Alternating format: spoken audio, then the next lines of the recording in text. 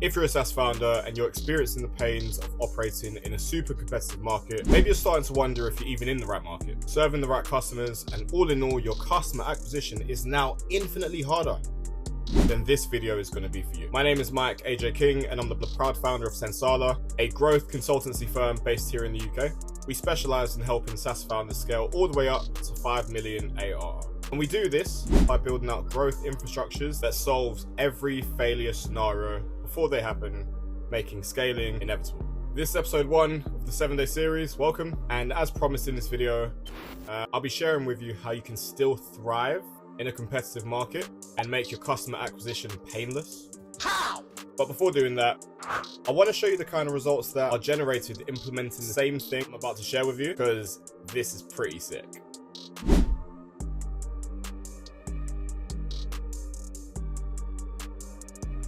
To clarify, we only work with companies that sell a software as a service so that we can craft great strategies to achieve amazing results for them. So as we go through, if this sounds like something your company could really benefit from, I'll invite you to click the link below this video and get free access to our SaaS scaling community that I'm launching. That's where we're dropping even more gems and insights on how to scale without friction. Otherwise, let's get into it. All right, so this is episode 1 of the 7-day series. And I decided to put this video in particular together because we've been getting on a lot of calls with founders who are looking to scale their SaaS, but they're not sure in the exact direction because it's become a ridiculously competitive landscape for SaaS at the moment. Okay, and what I started to notice in the tech space as a whole is there are a lot of founders and SaaS companies swimming in the red ocean, even if it was blue when they first started. And it's becoming more and more competitive because more and more SaaS businesses are doing the same or a similar thing. So like the current landscape of the SaaS industry is changing rapidly. Okay, you can launch a unique software and swim in the blue ocean and end up in the red ocean within 6 months if you're lucky. You don't even need to be able to code anymore. Okay, the barrier to entry and to start and launch a software app is at an all-time low, which means now competition is at an all-time high. And if you're on this call, you've likely got proof of concept and you haven't built something that nobody's going to use. But how many people use it and how long they use it for is largely dictated by the market landscape. Okay. And what you start to notice sooner, if you're lucky, rather than later, because it's expensive, is that because the SaaS market is so highly competitive, it makes it increasingly harder for founders to differentiate their products and gain market share. You don't even need to have an idea anymore. ChatGPT will generate your ideas. Okay, and because it's a language model based on what already exists online, someone somewhere else is going to get flooded with a lot of competition. Okay, which makes customer acquisition increasingly harder.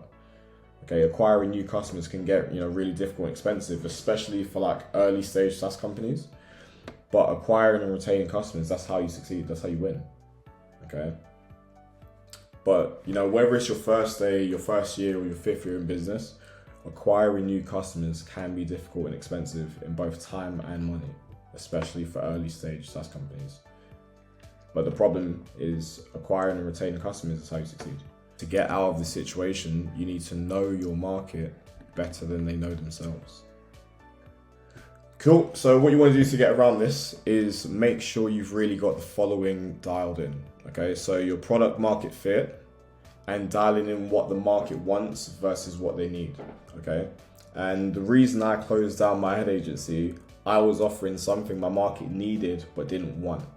Okay, so when I first started in business, long before working with SaaS companies, I really liked the idea of running an ad agency. It just seemed so cool to me after watching like Mad Men, except I realized like 4 months in that there were 1,000 people doing the same things as me. And I did well for a short time, but we couldn't keep the momentum going because we were constantly getting into a price war with agencies doing the exact same things as us. Okay, and at the time, I definitely could have pivoted, definitely could have positioned our services slightly differently. But one of the biggest indicators that a big shift was needed, okay, is if the market is already flooded and you have no clear way to differentiate your service without compromising the quality of your results, it means you won't be able to retain the superstar talent.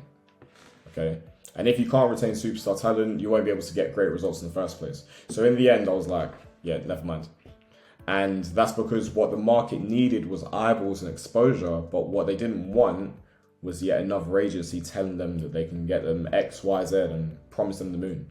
Okay. And even if you're not that person, because your prospects are bombarded with the same messaging, the market becomes numb to it. Okay. Now, in an industry like SaaS, where you have to constantly innovate, your product market fit isn't one of those things that you set up once and leave forever. It has to constantly be dialed in. Because if it's not, you either run yourself out of business or the market will literally force you out. Okay. Now, as an example of what this looks like in practice, one of the mechanisms we build out within a growth acquisition infrastructure, for example, is this.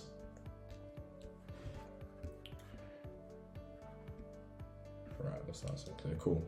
So the first thing we do is help our partners optimize every aspect of their offer positioning. Okay, so we identify the most profitable market segment that you can enter based on your industry. So, for example, with CRM software targeting marketing companies, you can target marketing agencies over 30K, over 50K, over 100K. Okay, then it's just about refining and finding the sweet spot where you can create the most value, but still have a short sales cycle. Okay, and then at that point, it's about resonance. What does the market want? How do they want to hear it? What's going to be your unique marketing messaging that you're going to push out, and how to really position it as a one-of-one to start creating your moat. And then it's of course about how you can give it to them more effortlessly, because the more urgency you have to serve, the quicker you grow and scale. Okay, now here's how this mechanism allows you to scale inevitably and sustainably. Okay, so now as the founder, you've done away with all the back and forth researching and testing for months and months on end. This mechanism of the infrastructure is dialed in within the first 2 weeks. So this isn't a scaling issue anymore, and you can choose how quickly or slowly you want to grow. Okay. Alternatively, and I don't recommend this, but you can carry on with trial and error or without tested strategies and cookie cutter agencies, and you probably will still be able to scale, but it will definitely be a lot more painful. Or the other option is to carry on as you are, but if you're experiencing this at the moment, competitors who already have an established product market fit already have a stronger foothold in the market. Okay. Without a clear product market fit, how can you establish predictable and sustainable revenue streams? You can't. Not only that, but investors look for evidence of strong market fit before investing in SaaS startups. So without proven traction and customer validation, it gets increasingly harder securing further funding. Okay, and then the next challenge because of this is attracting customers, establishing differentiation, and gaining market share. Okay, without a solid understanding of what the target market actually wants, what they need, what they prefer, what their preferences are, you can't iterate. Okay, you can't improve your product effectively. But feedback from customers is crucial for product development, and the lack of product market fit hinders your feedback loop. What you lose out on by not solving this is the ability to sustain growth and attract the right talent to stay in the game. But there is an alternative, and I'm going to show you now. Now, in terms of our side, here's what we don't do. We don't tell you we'll book you 50 new appointments in a week, 400 new clients in a month. We don't work on an agency client basis where you pay us month to month to make anything work. We don't even make our clients wait 3 months to get any kind of amazing results. You've heard it all before. We've heard it all before. We hear it all the time. The reason why SaaS founders are ready and wanting to spend 15 to 20K with us one time, we took every failure scenario a SaaS founder faces when scaling. We take all the components, all the mechanisms for what's working for the fastest growing SaaS companies, and we use that data and leverage those insights to build our infrastructures that solve every scaling obstacle before they happen. And then we release them into SaaS companies. Okay, the entire infrastructure is built and released in the first 4 weeks. You own the whole thing, and then we work together with the founder and leadership team to get it churning out the right outputs, which makes it incredibly hard not to scale. So, if you'd like to see if something like this could work for your business, I'd like to invite you to jump on a demo call with our team as an opportunity to connect, and we'll be able to go a bit more in depth on how you can solve and implement some new solutions. If that sounds good, click the link below this video and see if there's currently space on our calendar for that call. That's it. See you in the next one. Peace out. Bye-bye.